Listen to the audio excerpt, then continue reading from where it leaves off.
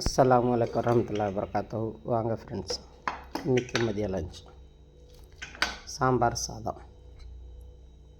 இன்றைக்கி நொய் அரிசி போட்டு சாம்பார் சாதம் செஞ்சுட்டேன். குக்கரில் அப்படியே பருப்பு எல்லா மசாலாலாம் போட்டு அப்படியே தம் பண்ணியாச்சு. ஒரு கிளாஸ் பருப்புன்னா சின்ன டீ கிளாஸில் தான் ஒரு கிளாஸ் பருப்பு ஒரு கிளாஸ் நெய் தான் போட்டேன்.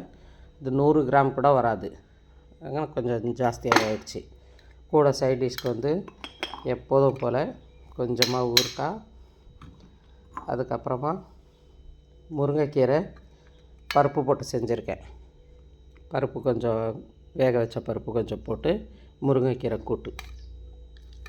நம்ம தேங்காயெல்லாம் கூட போடணுன்னு அவசியமே இல்லை, இதுவே நல்லாயிருக்கு. நான் எதுவுமே அதிகமாக போடலை, வெறும் ஒரே ஒரு வெங்காயமும் கொஞ்சம் வேக வச்ச பருப்பும் போட்டு செஞ்சுருக்கேன். நீங்களே செஞ்சு சாப்பிட்டு பாருங்கள். பிடிச்சிருந்தால் லைக் பண்ணுங்கள், ஷேர் பண்ணுங்கள், கமெண்ட் பண்ணுங்கள், பெல் பட்டனை தட்டி விடுங்க ஃப்ரெண்ட்ஸ். எல்லோரும் நலமாக இருக்க வேண்டும் என்று அல்லாஹ்விடம் துஆ செய்கிறோம். எல்லா புகழும் அல்லாஹ் ஒருவனுக்கே, சாந்தியும் ஸலவாத்தும் நபி ஸல்லல்லாஹு அலைஹி வஸல்லம் மீது உண்டாகட்டும். அஸ்ஸலாமு அலைக்கும் வரஹ்மத்துல்லாஹி வபரகாத்துஹு. ஜஸாக்கல்லாஹ்.